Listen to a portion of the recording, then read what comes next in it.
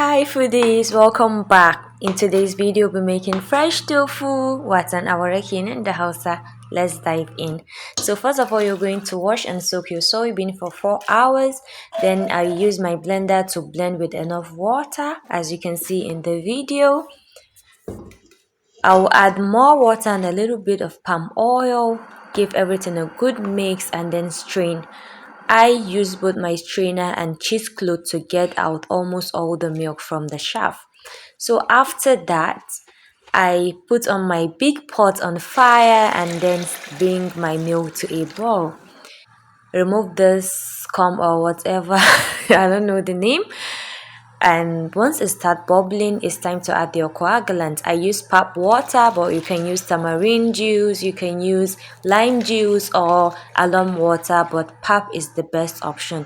Once it starts curdling like this, remove from heat and strain. Be extra careful here. So wrap everything up, add some weight on it and allow all the liquid to squeeze out. This is after like 30 minutes or so.